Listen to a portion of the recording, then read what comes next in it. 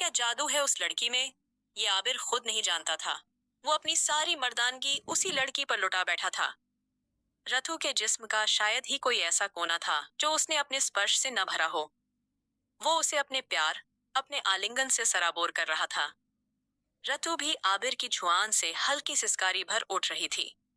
एक समय के बाद आबिर थक कर रतु के पास ही लेट गया और बड़े प्यार से उसे अपनी छाती से भींच लिया। आबिर पूरी तरह होश में नहीं था, लेकिन जो कुछ भी हुआ वह उसके लिए बेहद सुखद अनुभव था। उसने रथु के कान के पास फुसफुसा कर कहा, आज से तुम मेरी हो, सिर्फ मेरी। तुम्हारे जिस्म पर मैंने अपनी मोहब्बत की छाप छोड़ दी है। तुम्हें इतनी आसानी से मैं नहीं जाने दूंगा। इतना कहकर वह गहरी नींद में डूब गया।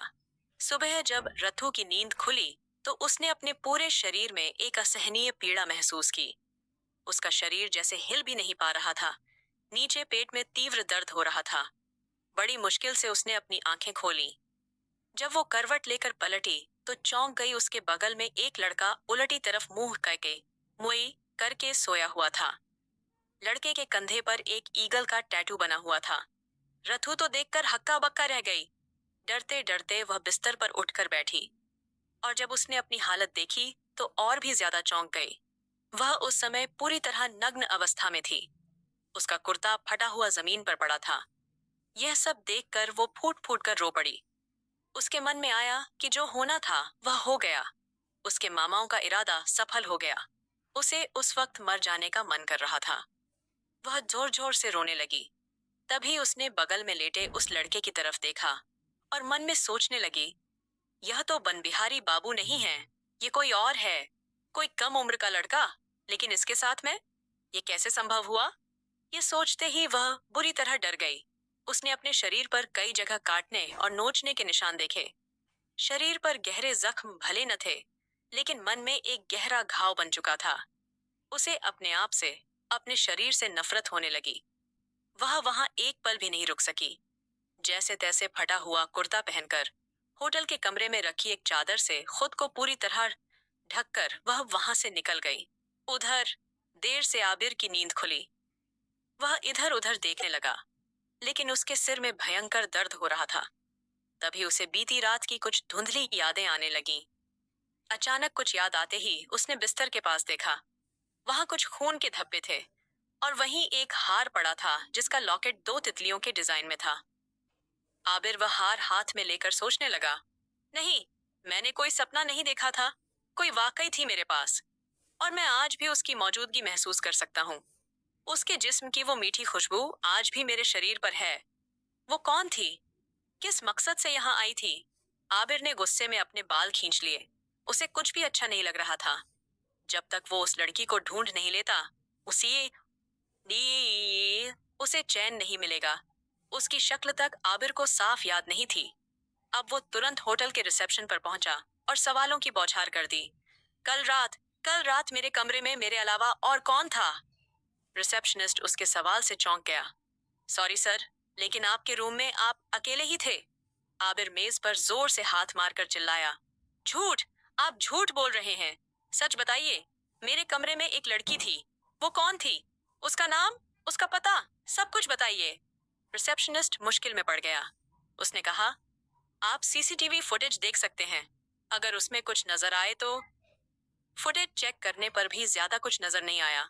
बस एक जगह देखा कि सुबह सुबह रूम नंबर 12 से एक शख्स बाहर निकला। उसका चेहरा नहीं दिख रहा था क्योंकि वो सिर से पांव तक सफेद चादर से ढका हुआ था। लेकिन आबिर ने देखा कि लड़की के कान के पास से कुछ घुंघराले बाल बाहर निकल रहे थे।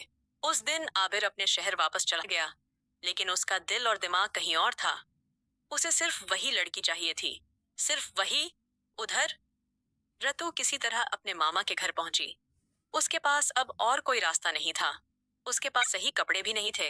एक फटी हुई कुर्ती और एक चादर ओढ़े ही वो होटल से निकल आई थी। वह सिर्फ अपने कुछ कपड़े, थोड़े पैसे, माँ की डायरी और किताबें लेने आई थी। वैसे भी उसे स्कॉलरशिप के तहत काफी पैसे मिले थे, जिससे वह अपनी पढ़ाई पूरी कर सकती थी। उसकी दादी का पेंशन भी आधा हिस्सा उसके नाम था। वो अब तय कर चुकी थी कि वह कोलकाता चली जाएगी और वहां से अपनी बाकी पढ़ाई पूरी करेगी। उसने पहले ही एक अच्छे कॉलेज में ऑनलाइन फॉर्म भर दिया था और सिलेक्शन भी हो गया था। जब वह आई तब सब सो रहे थे। उसकी बहन सृजा मॉर्निंग वॉक पर गई थी, इसीलिए दरवाजा खुला था। वो सीधे अपने कमरे में गई और बाथरूम में चली गई। शॉवर के नीचे खड़ी होते ही उसे रात की कुछ धुंधली यादें आने लगीं। उसे याद आया कि होश खोने से पहले उसने अपने मामाओं को देखा था, और तभी उसका दिमाग गुस्से से भर गया। बाथरूम से निकलकर उसने अच्छे कपड़े पहने और पुलिस को फोन किया। उसने अपने साथ हुई सारी घटना पुलिस को बताई। उसके दादाजी पुलिस में थे, इसलिए डिपार्टमेंट के लोग उसे जानते थे। उसकी शिकायत को नजरअंदाज करना नामुमकिन था। कुछ देर बाद उसे नीचे से चिल्लाने की आवाज आई। उसने देखा कि बनबिहारी बाबू आए हैं और गुस्से में चिल्ला रहे हैं। बाकी सब भी दौड़कर वहां आए। उसके मामा ने पूछा, क्या हुआ सर, आप चिल्ला क्यों रहे हैं? बनबिहारी, तुम लोगों ने मुझे धोखा दिया। कल रात तुमने रतु को मेरे पास क्यों नहीं भेजा? मामा, क्या? ऐसा कैसे हो सकता है? मैं और मेरी बेटी तो उसे होटल में छोड़ आए थे, आपकी बुक की हुई रूम में। बनबिहारी, कोई नहीं था मेरे रूम में, कोई नहीं। मैं रात से तुम्हें कॉल कर रहा हूँ, तुम्हारा फोन बंद है। तुमने मुझे धोखा दिया, इसकी सजा मैं दूंगा।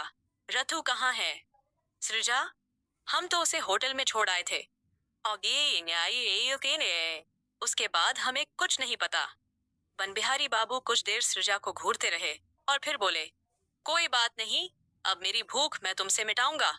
इतना कहकर उन्होंने सृजा का हाथ पकड़कर उसे एक कमरे में घसीट लिया और दरवाजा अंदर से बंद कर लिया। रतु की मामी और बाकी लोग दरवाजा पीटते रहे, लेकिन वो दरवाजा नहीं खोला गया। अंदर से सृजा की दर्द भरी चीखें सुनाई देने लगी। रतु मन में सोचने लगी, तो कल रात बनबिहारी बाबू नहीं थे मेरे साथ, कोई और था। लेकिन वो कौन? ठीक उसी समय पुलिस घर में दाखिल होती है और उसके मामा मामी सृजा और बनबिहारी बाबू को गिरफ्तार कर लेती है।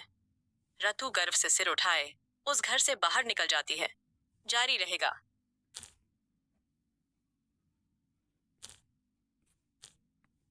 फिर अब अपने घर लौट चुका था, लेकिन उसका मन किसी भी चीज में नहीं लग रहा था। ऐसा लग रहा था जैसे उसकी रातों की नींद ही उड़ गई हो। इसी वजह से उसका मूड हर वक्त चिड़चिड़ा बना रहता। घर में अगर किसी नौकर से जरा सी भी गलती हो जाती, इसे वहां, तो वो उस पर फट पड़ता। उस दिन जब वह ऑफिस के लिए जल्दी जल्दी निकल रहा था, तभी उसकी टक्कर घर के एक नौकर से हो गई। उसके हाथ में जूस का ग्लास था जो वह मैडम के लिए ले जा रहा था। टकराने की वजह से सारा जूस जमीन पर गिर गया और आबिर के कपड़े भी गंदे हो गए। आबिर गुस्से से लाल हो गया। आबिर, क्या कर रहे थे रामू काका? आंखें बंद हैं क्या? रामू, माफ करिए साहब, मैं मैडम के लिए जूस लेकर जा रहा था, जरा जल्दी में था, तभी आपसे टकरा गया। मैडम का नाम सुनते ही आबिर थोड़ा ठंडा पड़ा और बोला, आबिर, ठीक है, मम्मी के लिए फिर से एक ग्लास जूस बना लाओ। इतना कहकर वह जाने ही वाला था कि ऊपर से स्मिता देवी की आवाज आई। स्मिता देवी, क्या हुआ आबिर, इतना गुस्से में क्यों हो? सब ठीक है ना? कहते कहते वह सीढ़ियों से नीचे आ गई। उन्हें देखकर आबिर ने नजरें झुका ली और बोला, आबिर, कुछ नहीं मम्मी, बस ऑफिस का प्रेशर है। स्मिता देवी, सच? पता नहीं क्यों जब से तुम उस डील के लिए उस कस्बे, क्या नाम था, हाँ सूर्य डूबी, वहां से लौटे हो, तब से कुछ बदले बदले लग रहे हो। क्या हुआ था वहां बेटा? स्मिता देवी की बात सुनकर आबिर और ज्यादा असहज हो गया। सिर झुकाकर बोला, आबिर, कुछ नहीं मम्मी, कुछ भी नहीं, मैं निकलता हूं। इतना कहकर वह तेजी से बाहर निकल गया। स्मिता देवी उसे जाते हुए देखती रही और हल्के मुस्कान के साथ बुदबुदाई, स्मिता देवी, कुछ तो है जो तू छुपा रहा है आबिर, तेरे चेहरे से सब झलक रहा है। चाहे जितना छुपा ले, एक दिन तो जान ही जाऊंगी, आखिर तेरी मां हूं मैं। ऑफिस में आबिर अपने कैबिन में बैठा टेबल पर रखे पेपर वेट को यूं ही घुमा रहा था। उसके चेहरे पर बेचैनी साफ नजर आ रही थी। तभी अचानक गुलाब चुपके से उसके पास आई और उसके कान के पास फूंक मार दी। आबिर, और चिल्लाते हुए, गुलाब, ये क्या बदतमीजी है? गुलाब, देख रही हूं मेरा बीएफएफ आजकल बड़ा परेशान है, हर वक्त मूड ऑफ क्यों रहता है भाई? आबिर, ऐसा कुछ नहीं है, सब ठीक है। गुलाब, बकवास बंद कर, मैं तेरी पीए जरूर हूं, लेकिन तुझसे ज्यादा तेरी बेस्ट फ्रेंड हूं, बचपन से जानती हूं तुझे। बता अब, कोई रहा, अब क्या चल रहा है?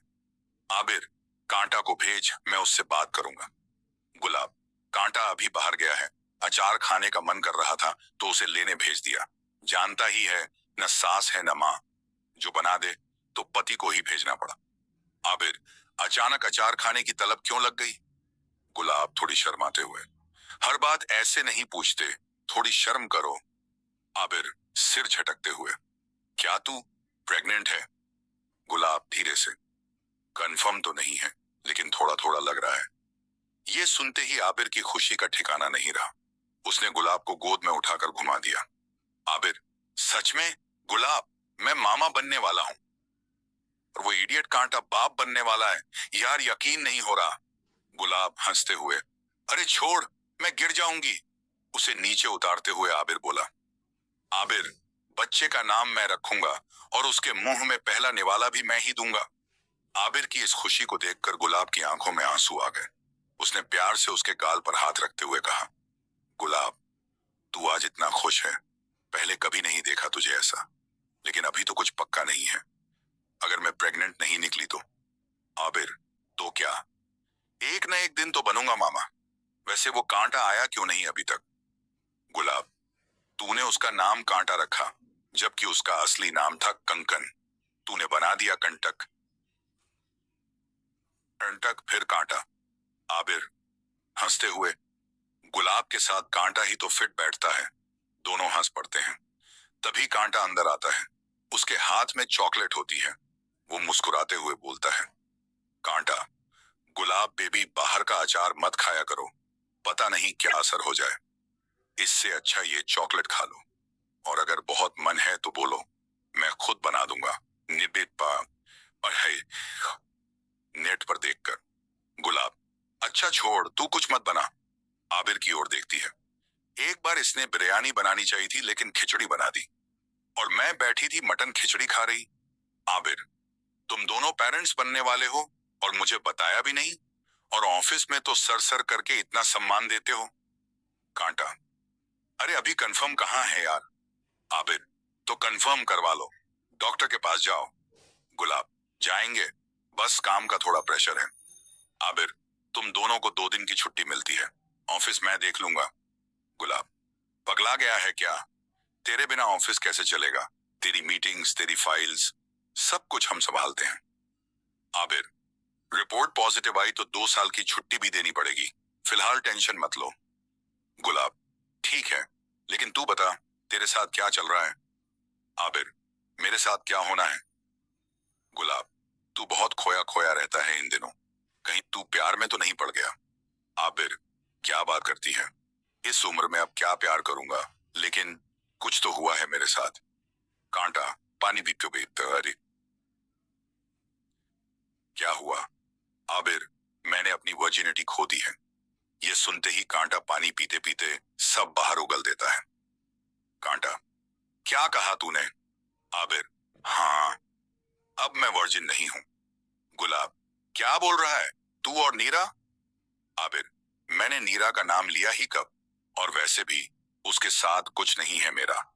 कांटा, तो फिर कौन थी वो लड़की? आबिर, यही तो नहीं जानता मैं। गुलाब और कांटा एक दूसरे को हैरानी से देखने लगे। गुलाब, क्या मतलब? आबिर, मैं एक 1 नाइट स्टैंड में था। उस लड़की का चेहरा तक याद नहीं, लेकिन अब कुछ अच्छा नहीं लग रहा है। मैं उसे ढूंढना चाहता हूँ, जानना चाहता हूँ कौन उन्होंने, पर मुझे कुछ भी नहीं पता। गुलाब, अभी बैठ, सब कुछ अच्छे से बता हमें। आबिर ने एक गहरी सांस ली और उन्हें सब कुछ विस्तार से बताने लगा। जारी,